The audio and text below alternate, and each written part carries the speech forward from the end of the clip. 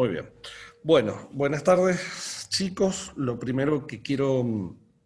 decirles es que hoy vamos a trabajar sobre la bolilla 7 y para trabajar sobre esta bolilla lo primero que tenemos que hacer es comenzar delimitando que nosotros estamos en la órbita del procedimiento tributario. Ese procedimiento tributario que en el orden nacional está, y es donde vamos a focalizarnos en el orden nacional, está reglamentado por la ley 11683, contiene un conjunto de deberes para los contribuyentes que podríamos denominar entre deberes formales y clasificar, perdón, no denominar, clasificar entre deberes formales y materiales. Los deberes materiales son aquellos que tiene el contribuyente para facilitar la actividad del fisco, la actividad fiscalizadora que tienen tanto las administraciones, en este caso nacionales, como en el caso de las provinciales respecto de la ley que las reglamente, y no solo colaboran y facilitan con el desarrollo de esa actividad fiscalizadora por parte de los organismos recaudadores, sino que incluso se adentran en la determinación misma de su obligación, es decir, de la obligación del contribuyente. Y sobre esto vamos a comenzar a charlar en esta clase. Nosotros en materia tributaria tenemos un acto, que es el acto de determinación de la obligación jurídica tributaria, que es un acto fundacional dentro de la relación fisco-contribuyente. En ese sentido, yo puedo señalarles que la determinación es un conjunto bastante complejo de actos, o de conjunto de actos, que nos permiten establecer si existe una deuda o una obligación dineraria por parte de un contribuyente respecto del fisco, quién es el responsable de esa deuda, quién es el que está obligado a pagarla, e incluso volviendo a los sujetos establecidos en el artículo 5, 6, 7 y 8 de la ley 11683, quién puede ser el obligado a pagar y con qué fondos, si con los propios o con otros que administra, y la cuantía, es decir, el monto de esa deuda. Y esto es definitivamente lo más importante, obviamente, para todos los contribuyentes, saber cuánto deben pagar para poder cumplir con esa obligación. Esa determinación que realizan los contribuyentes es un acto que tiene o mejor dicho, no tiene diversa, sino que existen diversas opiniones respecto de su naturaleza jurídica. Nosotros vamos a aceptar sencillamente dos, que son aquellas que dicen que es un acto de carácter constitutivo, es decir, que no alcanza con que yo haya realizado el hecho imponible. Si yo, disculpen, hago un paréntesis, si yo estoy utilizando algún término como hecho imponible y demás, que sé que ya han sido dictados, pero que no hay mucha claridad, bueno, en el chat me ponen y yo brevemente lo preciso, ¿no? Pero la teoría constitutiva dice esa determinación tiene un carácter constitutivo porque no alcanza con haberse verificado en la realidad la realización de ese hecho imponible, de esa actividad alcanzada por el hecho imponible descrito en una norma creadora de un tributo, sino que además debe haber un acto administrativo de algún carácter, sea hecho por el contribuyente y aceptado por la administración, o hecho por la administración, que deje precisada la existencia de la obligación y su quantum, porque la realización de un hecho imponible de por sí no nos dice el quantum de lo que debemos pagar. Nos dice, usted realiza una actividad alcanzada por un tributo con un porcentaje X del acto exteriorizado de riqueza o de la actividad comercial alcanzada, bla, bla, bla, depende del tributo, obviamente. Y esta teoría dice, como este hecho imponible no nos da el quantum, solo nos da el qué está alcanzado por el impuesto, entonces necesitamos de un acto administrativo, ese acto administrativo es la determinación, y esa determinación entonces recién es la que constituye la existencia de la obligación jurídica tributaria. Por contrario, otro conjunto de la doctrina entiende que es meramente declarativo, que en realidad el hecho imponible es el creador de la obligación, y esta cuantificación de la obligación jurídica tributaria, de este número de lo que debemos abonarle al fisco, no es más que un acto necesario para el cumplimiento de la obligación, pero no la hacen hacer. La verdad es que, aunque parezca una disquisición meramente teórica, tiene alguna importancia práctica que excede los niveles de lo que nosotros pretendemos trabajar en este curso. Pero es importante que ustedes la puedan tener en la cabeza, e incluso que quienes en algún momento se interesen por esta materia, sea como ayudante alumno, sea porque encuentran una beta de trabajo, que la hay, la tiene, y es realmente muy interesante. Yo no nací pensando que iba a ser un tributarista, y sin embargo quedé atrapado en esa dinámica y en esa búsqueda también, porque no crean que es una rama como cualquier otra donde viene por recomendaciones, gente le golpea y le dice, ¿usted es tributario? No, bueno, hay que también construirse como un abogado que hace derecho tributario y poder relacionarse con aquellos actores que requieren un asesoramiento tributario, que no son el normal de los contribuyentes, sino que son aquellos contribuyentes que tienen en sí una actividad económica de una repercusión y de una magnitud que les plantea una relación compleja con el fisco. Estas determinaciones tienen diversas clases. Está la determinación que hace la misma persona, que la autodeterminación o determinación por el contribuyente,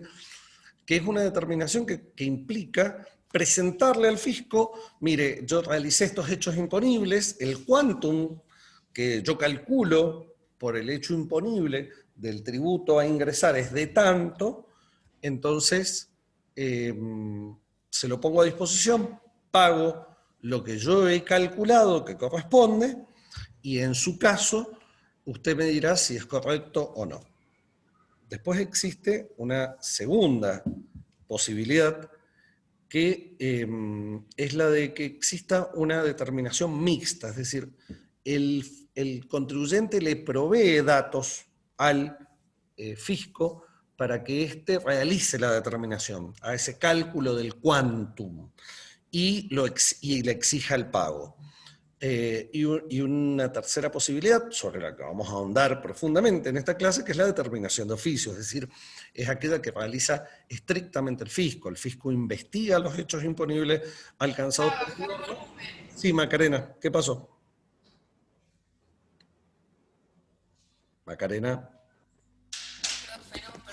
Me equivoqué. Está Tenía el bien, no hay micrófono problema. prendido. Estaban No, hablando en mi casa y quédate tranquila, no hay ningún problema. Bueno, les decía que la disculpe. determinación de oficio es aquella en que el fisco investiga los hechos imponibles, dice, bueno, usted ha realizado esta actividad alcanzada por el hecho imponible, esa actividad tiene aplicada una X tasa de tributo, y en el caso de sus actos realizados son de tanta cuantía y me la tiene que pagar. Y entonces ahí recién el contribuyente ingresa el dinero. Y si no lo hace, después el fisco lo cobrará por los medios ejecutivos que tienen, que lo vamos a ver en el punto 3 de esta misma bolilla. Pero hechas las diferenciaciones en la determinación, hay que hacer una aclaración previa. Nuestra ley, la ley 11683, tiene receptada el sistema autodeterminativo. Ustedes imagínense que sería una entelequia imposible que todos los contribuyentes le dieran, por ejemplo, toda la actividad comercial, todas sus facturas al fisco, y que éste le hiciera la presentación de IVA mensual y dijera, bueno, tiene que pagar esto por mes. Es una locura, es imposible, no es un sistema pensado para ser efectivamente el sistema madre de la determinación de la obligación jurídica tributaria. Sin embargo, vamos a ver que está receptado en la ley 11.683 para determinadas situaciones. No vamos a ahondar demasiado sobre eso, desde ya les digo, es el punto de la liquidación administrativa, solo quiero que lo comprendan y nada más. Pero esa determinación mixta es muy poco probable como sistema estable o sistema madre de la determinación de la obligación jurídica tributaria. Y el sistema de determinación de oficio, que también está receptado en la ley 11.683, es un sistema que tiene carácter subsidiario, es cuando el contribuyente no cumple con la obligación de autodeterminarse o cuando cumpliéndola, y así lo dice el artículo 16 de la ley 11.683, esta es impugnada por el fisco. Es decir, el fisco dice, me estás mintiendo, lo que me estás declarando no es cierto, me estás diciendo menos, o me estás ocultando actividad, o me estás ocultando la propiedad de algo. Bueno, cosas que no hace ni falta que se las explique, porque en realidad, lamentablemente, la Argentina tiene un altísimo nivel de evasión, que podríamos discutir los por qué, podríamos discutir incluso si es mejorable o si no, si es producto de la presión tributaria o no, si es una cuestión cultural o no, si es una cuestión de la poca amigabilidad que puede llegar a tener la administración tributaria para con el contribuyente, pero como fuere, existe y es muy alta y todos la percibimos. Y en lo personal, esto es una opinión meramente personal, no tiene mayor interés para ustedes, no tiene ningún valor, ningún valor, ¿no? Pero tienen un valor muy relativo esos estudios de que la evasión en la Argentina es del tanto por ciento, por una cuestión tan obvia y tan sencilla como ustedes la pueden imaginar, que es que nadie viene a contar, no, si yo soy un evasor y evadí tanto, ¿no? Sino que uno, bueno, en base a determinados cálculos económicos, más o menos puede contrastar y decir, bueno, acá hay gente que no me está declarando en función de las exteriorizaciones de riqueza que se producen o de otros movimientos financieros más complejos y que no tiene sentido que los explique acá. Como les dije, habiendo hecho la aclaración de que el sistema es el autodeterminativo, pero que tanto el mixto como la determinación de oficio están contempladas en la ley, me gustaría ir entrando sobre el dato preciso de los artículos de la ley. Nosotros en el artículo 11 y 12 hablamos de la liquidación administrativa, que sería una especie de esta liquidación mixta, porque el artículo mismo dice que sobre los datos que le aporta el contribuyente al fisco, sobre esos datos es que yo voy a liquidarle, en realidad la palabra es esa, es liquidar, no determinar un monto del tributo que debe abonar. Y la forma en que lo plantea el artículo habla de ciertas necesidades o complejidades que puede tener un tributo y que por eso lo hace el fisco y que lo puede hacer mediante sistemas de computación. Ustedes imaginen lo viejo de la redacción, porque estamos hablando de sistemas de computación como una posibilidad de emitir las liquidaciones. Y esa liquidación finalmente entiende la ley 1183, después de mucho tiempo, porque al principio no lo tuvo receptado, que puede plantear una disconformidad sobre este cálculo el contribuyente. Y es más, les agrego algo sobre lo cual no deben ahondar, pero ustedes imaginen que es un acto administrativo. El acto administrativo le causa al contribuyente un estado frente a la administración, vamos a decirlo así genéricamente. Le delimita obligaciones en este caso.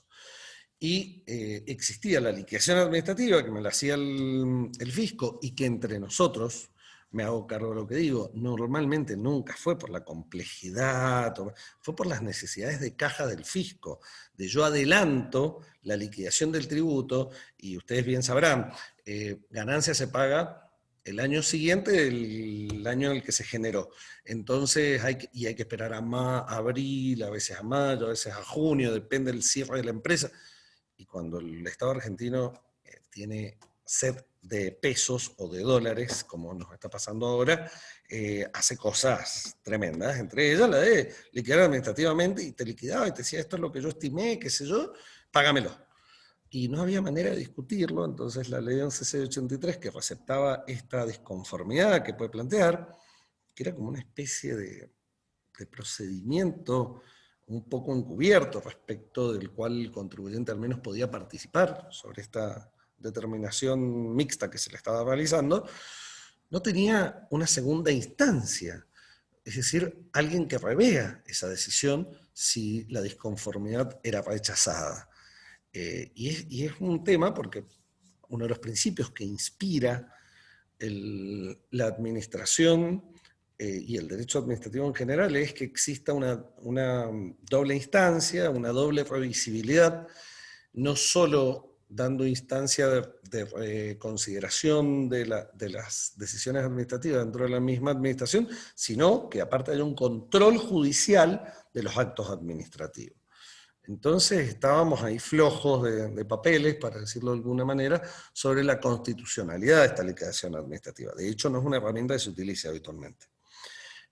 Finalmente, se receptó en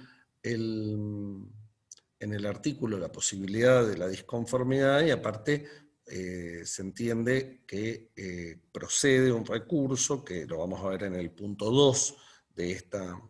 bolida, que es el recurso de reconsideración, previsto en el artículo 76 de la ley 11.683. Visto esto de que existe un sistema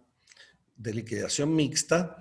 y en el mismo artículo 11 también se contempla el sistema madre, que es el sistema autodeterminativo, donde el contribuyente tiene que presentar las declaraciones juradas en las formas, en los plazos y por los medios que establece la administración tributaria, en este caso la FIP. Establecido ese sistema, se avanza sobre el verdadero instituto relevante en esta materia, que es la determinación de oficio.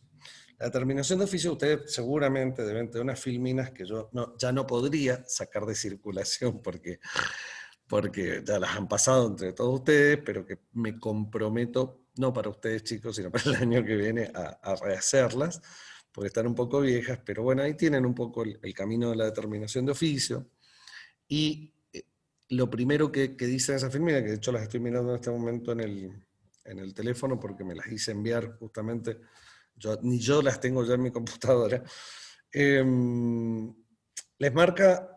el procedimiento de la determinación de oficio e inicialmente hay una filmina que les da determinadas pautas de esa determinación de oficio, de las cuales yo les puedo rescatar dos que incluso se las voy a leer tal cual las puse en ese momento. Estas filminas, chicos, deben tener más de 10 años. Dice que los resultados deben fundarse en los datos obtenidos. Esos datos se deben recabar en el lugar en el que existan indicios del hecho imponible. Esta averiguación de esos indicios debe realizarla un personal especializado. Las operaciones deben tener un fundamento y los resultados se deben volcar en un acta que debe ser pública para el contribuyente y las resoluciones que se adopten deben estar fundadas en esto. ¿Qué acabo de describir con esto? Y se los leo yo y no les propongo verle estas filminas porque les dije, o sea, están desactualizadas además, pero me gustaba eso y lo recordaba, y está en Villegas, si lo buscan. El procedimiento de determinación de oficios es un procedimiento donde debe primordialmente estar resguardada el debido proceso, es decir, la intervención del contribuyente y la garantía de que la forma en que se recolectan los datos a fin de determinar este tributo no solo han sido procedimentalmente correctos con la participación del contribuyente, con el conocimiento, recabándolos de una manera lícita, sino que además deben, y sobre todo por la experiencia que yo tengo de algunos años que trabajé en AFIP, deben estar en la resolución que funda la determinación de oficio, cosa que habitualmente no sucede. No habitualmente, acabo de decir una tontería, pero que en muchas ocasiones, en demasiadas, para ser un organismo tan especializado en la FIP, sucede. La determinación de oficio, prevista en el artículo 16 de la ley 11.683 y cuyo procedimiento se expresa en el artículo 17 de la misma ley, dice que cuando el contribuyente no presenta la declaración jurada, es decir, no cumple con esta obligación formal yo no hice una diferenciación entre obligación formal y obligación material al comienzo de la clase, porque entiendo que la tienen, pero si no por las dudas, mientras las obligaciones formales son las que le facilitan a la administración y colaboran con ella en el desarrollo de su actividad fiscalizadora, el material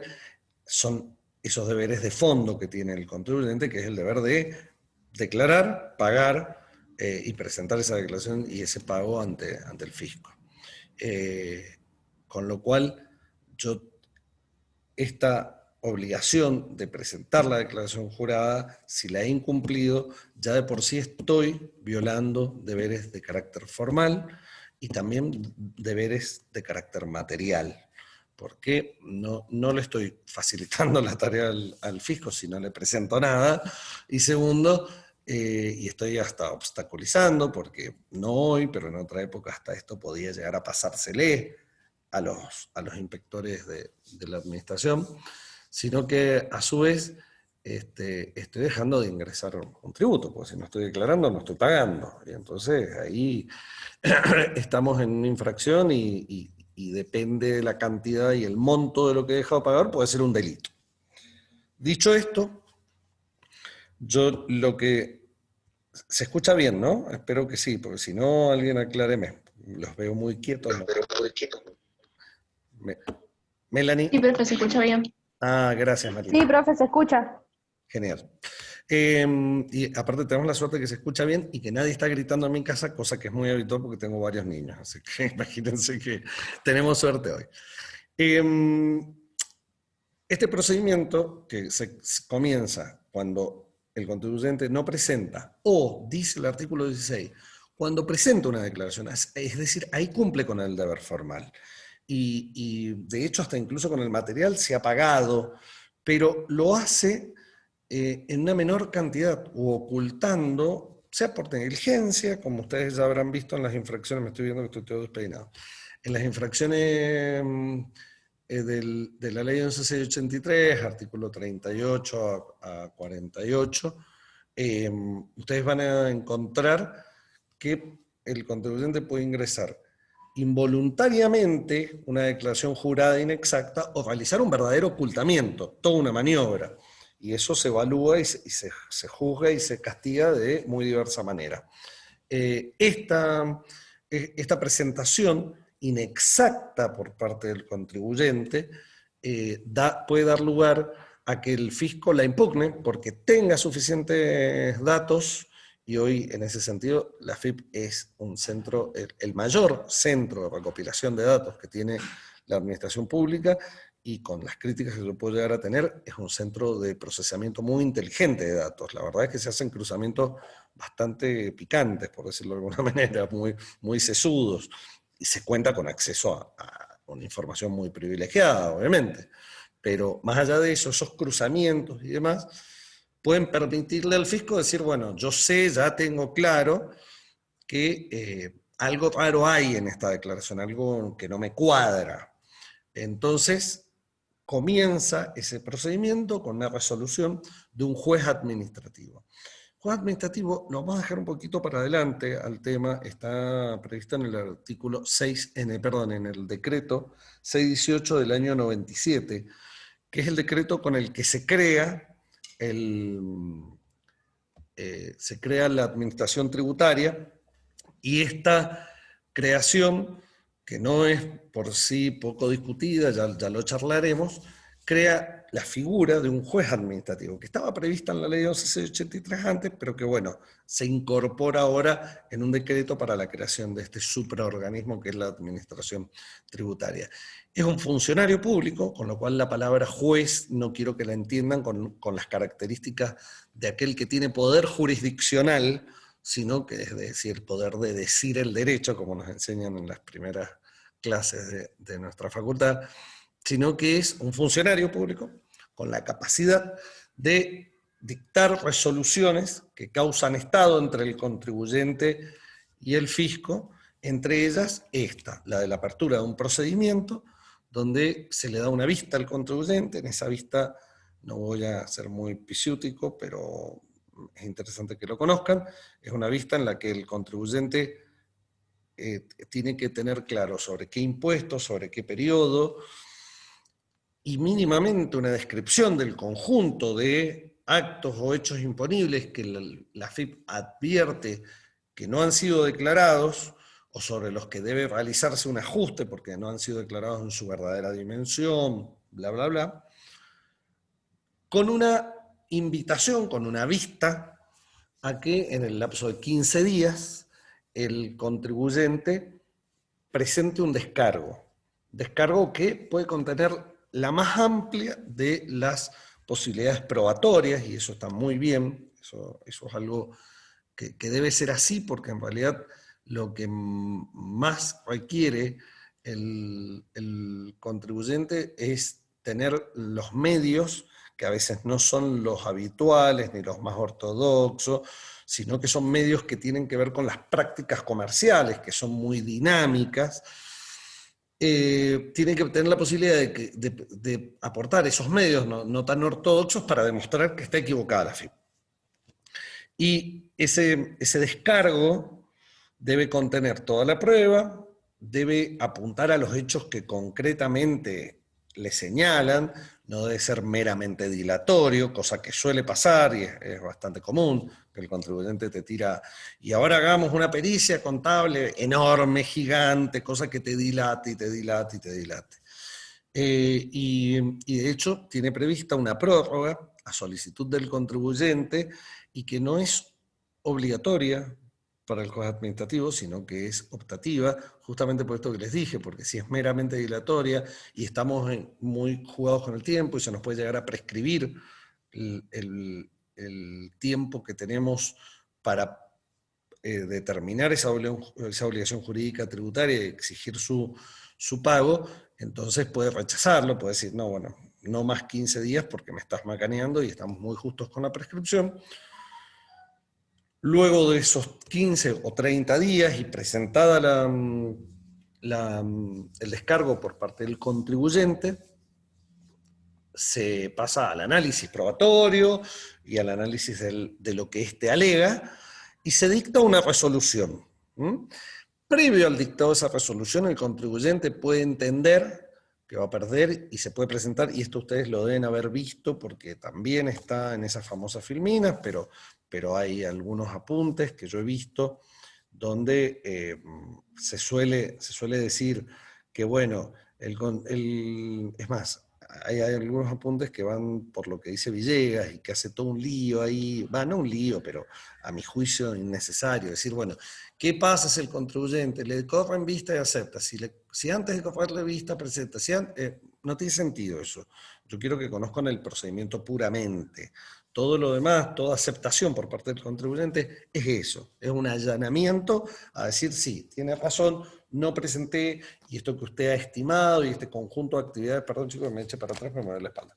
y este conjunto de actividades que usted ha estimado, que yo no he declarado y que tienen esta magnitud, son ciertas. O las tomamos como ciertas porque no las puedo ni discutir, como fuere. Pero como fuere que esto sucede, yo lo que les digo, ¿saben qué? Me acabo de dar cuenta que no me he puesto la vista del hablante, que soy yo, obviamente.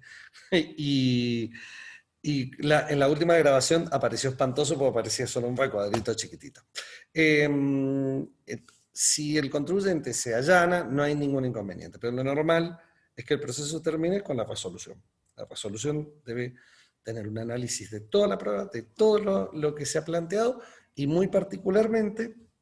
la determinación de responsabilidades. Ahí hay algo relevante, hay que conectar este procedimiento con el artículo 75 de la ley 11.683, donde dice que si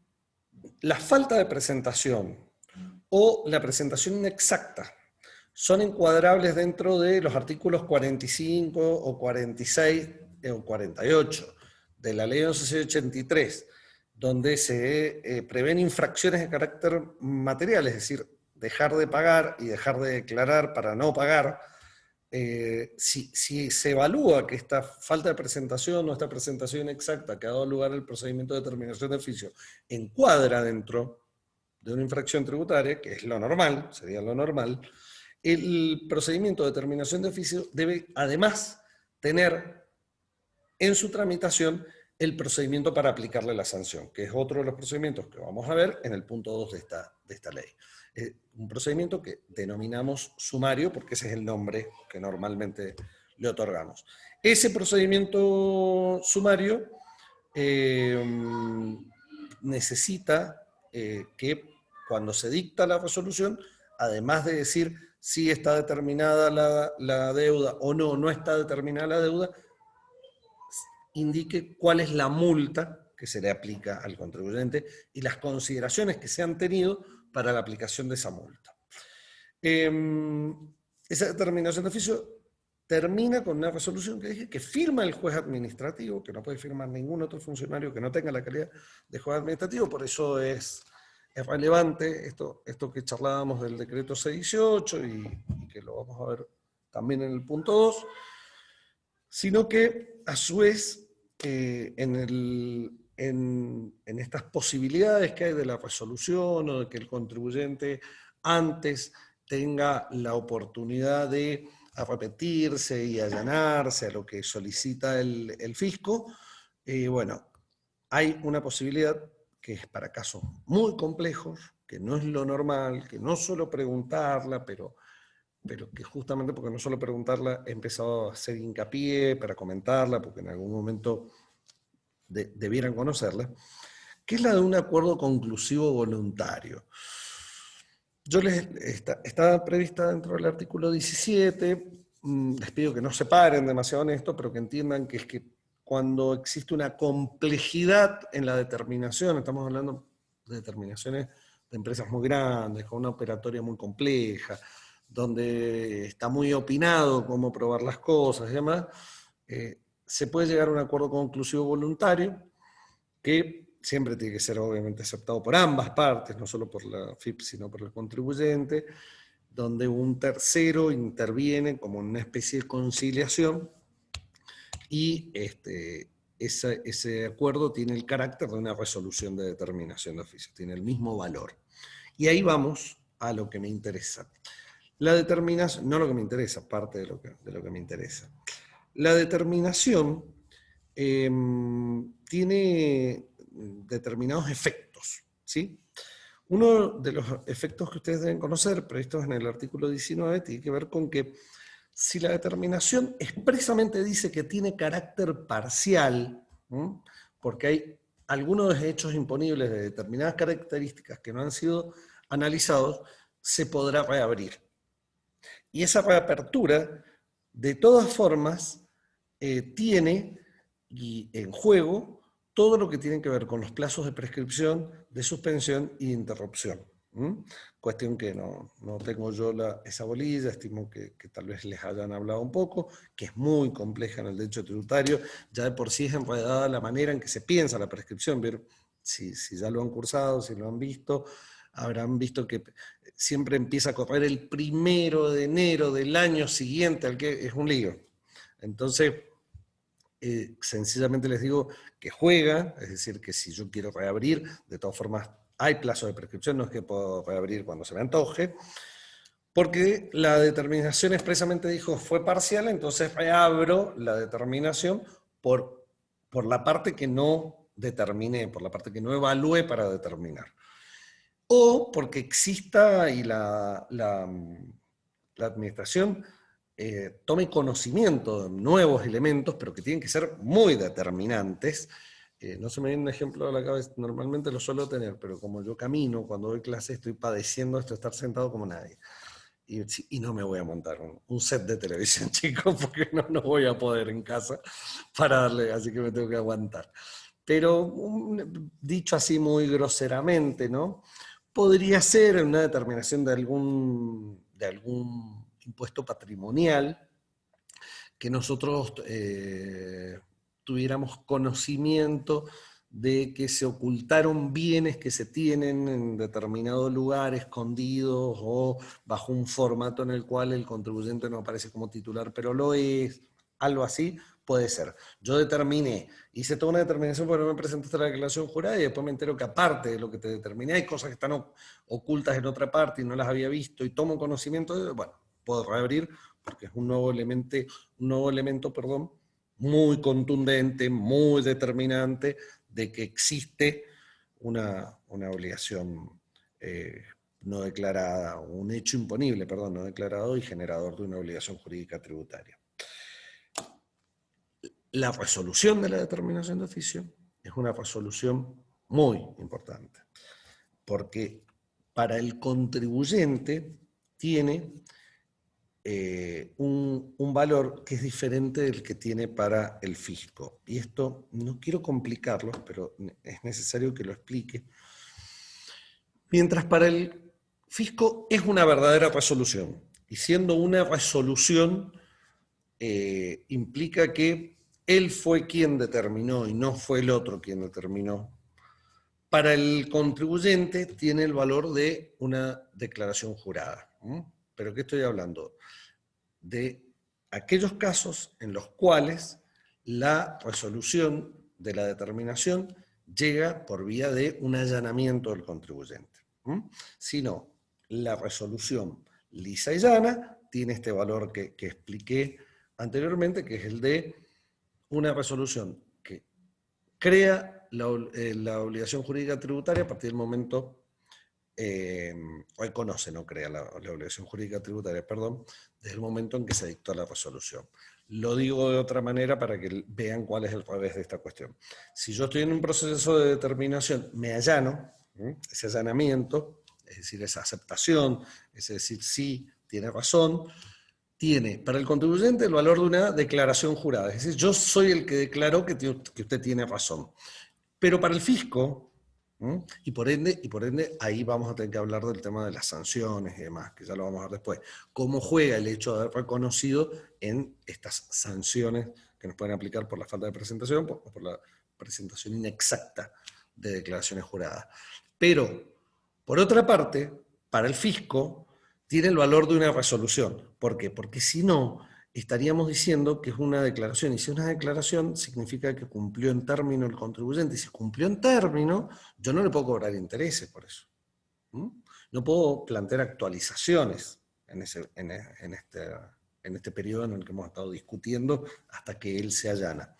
Entonces, tienen un valor dual y es interesante que lo tengan en la cabeza. Es poco probable que esto último yo haya preguntado, ¿no? Obviamente me voy a centrar en cuáles son las causales para una determinación de oficio, cuál es el procedimiento, las pruebas y eso. Hay un artículo, el artículo 18, que naturalmente solos no van a salir corriendo a mirarlo porque es larguísimo. Si quieren abro internet y cuento la cantidad de párrafos que tiene, pero es gigante. El artículo 18 de la ley 1683, que tiene unas estimaciones de oficio, así se les dicen. Es decir, son un conjunto de presunciones que le permiten al fisco, cuando no hay datos de nada, es negro pura la actividad de una persona, más o menos estimarlo. Yo les voy a hacer una explicación sencilla, pero las hay para todas las complejidades y para todas las magnitudes de contribuyentes. Unas de esas estimaciones son, por ejemplo, bueno, a ver, si usted alquila un local de tales dimensiones, tiene un consumo de electricidad de tantos kilowatts, tiene tal estructura de costo haber instalado, supongamos, una cocina, una luminaria, para un bar con un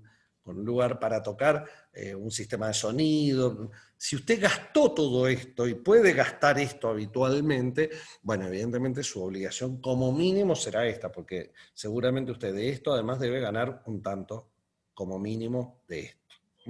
Eso es una estimación. No sé si se entendió, si quieren pueden disparar las preguntas, pero no es relevante, no les voy a pedir el artículo 18, es una locura, es imposible y no tiene sentido, aparte que no hace a la actividad de los abogados que se dedican al derecho tributario. muy marginal la posibilidad que ustedes tengan de toparse con una determinación que tenga estas estimaciones y que ustedes la tengan que discutir y no sea un contador que labure junto a ustedes y les diga, no, mira, está mal estimado, bla, bla. Dentro, discúlpenme, de esta mirada que nosotros tenemos de la determinación como uno de los deberes formales que tienen incidencia material dentro de las deberes que un contribuyente tiene con la administración, tenemos que decir que ya hemos marcado cuáles son los procedimientos de determinación y hemos dicho que el de determinación de oficio particularmente es muy complejo, tiene un conjunto de necesidades de especialidad en quienes lo realizan y en cómo se realizan, pero particularmente tenemos que mirar la contracara, que es qué facultades tiene el fisco para poder realizar esa determinación, entre otras. En realidad, las facultades sobre las que nos vamos a referir, que están previstas entre el artículo 33 y 36 de la ley 11.683, son, cuando yo digo los números, chicos, están todos los agregados a continuación, si alguno estaba con las leyes no ordenadas que tienen agregados a continuación. O sea, son sin número agregado a continuación de un artículo. Estas facultades están pensadas en realidad para toda la actividad fiscalizadora, para toda la actividad fiscalizadora del organismo tributario. Y por cierto, además de tener facultades previstas normativamente, es decir, taxativamente explicitadas, bueno, también existe por parte de la FIP toda una actividad de vigía respecto de lo que es la actividad que genera el contribuyente, que pueden traer junto a estas que están reconocidas expresamente, bueno, otras no reconocidas expresamente y que son taxativas, pero que mientras pueden exteriorizarse y, como les dije, en un proceso de determinación estén comunicadas, puestas en un acta que sea de acceso para el contribuyente, bueno, son válidas, sirven y son utilizables dentro de este proceso. No los voy a aburrir, pero lo primero que tiene el contribuyente es una obligación de llevar registros de su actividad, ¿no? Y de eso habla el 33, el 34. Esa registración que ha ido cambiando con el tiempo, hablábamos de los libros del comercio, hoy tenemos el libro digital, los libros de sueldos digitales, hemos pasado a otra etapa naturalmente, pero sigue siendo básicamente una obligación de detallar en algún tipo de registro en los soportes que la FIP le disponga por normativas propias de la FIP, por sus resoluciones generales, que también vamos a verlas porque nacen de este decreto 618, y son la facultad de reglamentación, que es una pregunta típica de examen mía. Esas resoluciones generales, que son la normativa interna, le impondrán, bueno, como hay avances y ahora a través de Internet podemos alojar en una nube sus libros digitales, además, tiene la obligación de llevarlos así. Hace 25 años eran todavía papel, chicos, y estaban en el negocio, tenían que estar en el negocio, a veces ibas y no estaba, no, lo tiene el contador en el estudio, pero tenían que estar físicamente. Y es una obligación de tener voy a decir una tontera sobre la que seguramente se burlarán también, una bitácora de la actividad comercial o generadora del hecho imponible, cualquiera sea el tributo que tengan que pagar. Esa facultad de registración está siempre conectada con una facultad de poner a disposición del fisco esa registración. Las ticadoras fiscales, se me ha ido el nombre, las máquinas son ticadoras fiscales, pero tienen otro nombre. Bueno, que hoy son obligatorias para emitir,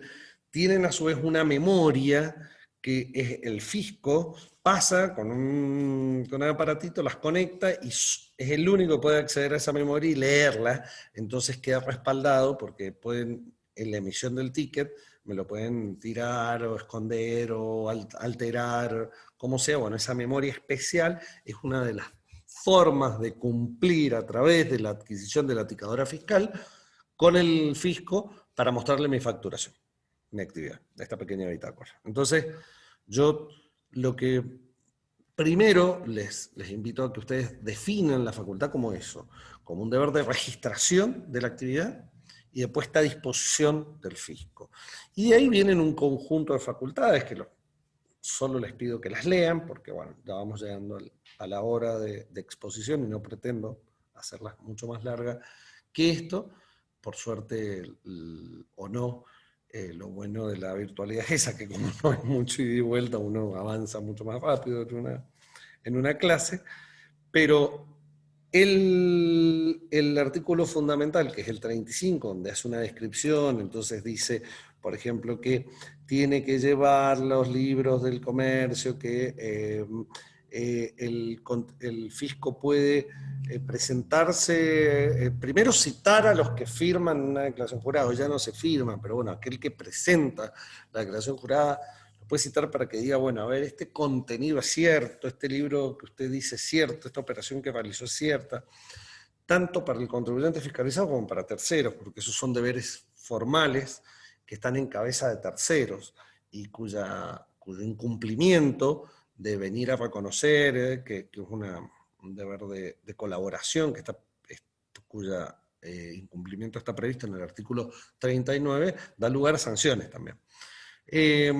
Pero además de citarlo al contribuyente para que reconozca o a los que han realizado una actividad con ellos, se puede ir al lugar in situ, al comercio, inspeccionarlo, tomar conocimiento de cómo es la actividad, quedarse un tiempo mirando cómo se hace. Hay determinaciones de oficio que se hacen con una cosa que se llama punto fijo, que es, sobre todo en las actividades, se han hecho mucho los boliches. Uno iba y se ponía en la caja durante de las 2, 3 de la mañana hasta las 5, que es el horario en que entra la gente, y vas tomando nota cuántos entran, ¿verdad? Y ahí vos decís, bueno, evidentemente por sábado de esta época viene tanta gente, entonces lo que debió declarar de IVA en este mes fue tanto. Son formas de visitar al contribuyente, de tomar contacto con su actividad, de reconocerla, de mirar sus libros en una época hoy, de mirar todo lo que hace al respaldo documental digital de su actividad. También se tiene entre los poderes del fisco, cuando sea necesario, porque alguien no te deje ingresar a su negocio, porque te impide mirar la computadora, requerir el auxilio de la fuerza pública, decirle, mire, explíquele al señor que soy de la FIP y que tengo que entrar. Esto suele pasar cuando todavía se va a los lugares tipo persas o a la saladita, paréntesis, habría que preguntarse dónde está la FIP con la saladita, pero bueno, e intentan ingresar y un poco amotinado la mayoría de los comerciantes no los dejan entrar o se los impiden y los vienen como a gritonear e impedir mientras otros se van llevando cosas. Entonces, la verdad que es una actividad muy difícil y que puede requerir el auxilio de la fuerza pública, como que en el último punto del artículo 35 van a encontrar que se puede requerir cuando entendemos que en un determinado lugar hay constancias de esa actividad oculta que se está llevando y que no se está declarando, y por su magnitud, y por el origen de eso, también ilícito de esa actividad, lo amerite, se puede pedir a un juez una orden de allanamiento para que directamente se caiga, no golpeando, me deja entrar, sino pone entrar a la policía y en fragante encuentra a ver cómo es la actividad. Eh, Otra de las facultades reconocidas en la ley es la de que un contribuyente falso, perdón, un cliente falso, que en realidad es un agente del fisco, un agente fedatario, así comenzó llamándose, que sería como una especie de agente propiciador para aquellos que han estado estudiando penal, entra y fuerza una compra para ver si efectivamente le dan la factura, y si no le dan la factura, ahí se da a conocer y labra el acta. Es decir, tiene muchas facultades, muchas herramientas, todas son herramientas que se despliegan en un conjunto de actos que sería imposible determinarlos taxativamente, pero que tienen que tener un objetivo único: conocer la existencia del hecho imponible, determinar la cuantía de ese hecho imponible y la responsabilidad por parte del contribuyente en su pago, y si fuera en el ocultamiento o en la negligencia para declararlo. De esa manera ustedes tienen que pensar y estudiar las facultades de fiscalización. Con esto yo termino la clase de hoy. Lo que les pido particularmente, mientras dejo de grabar, es que podamos... Bueno, a raíz de la pregunta que me hace Gabriel Arnold, el artículo 18 no necesitan leerlo, no deben leerlo, no pierdan el tiempo en leerlo, porque lo que yo pretendo es que ustedes conozcan que existen estas estimaciones de oficio y cómo se utilizan, pero no necesitan haberlo leído y mucho menos estudiado. Si lo quieren hacer, genial, porque van a encontrarse con un mundo muy interesante, pero no excede por muchísimo lo que nosotros vamos a ver en este curso.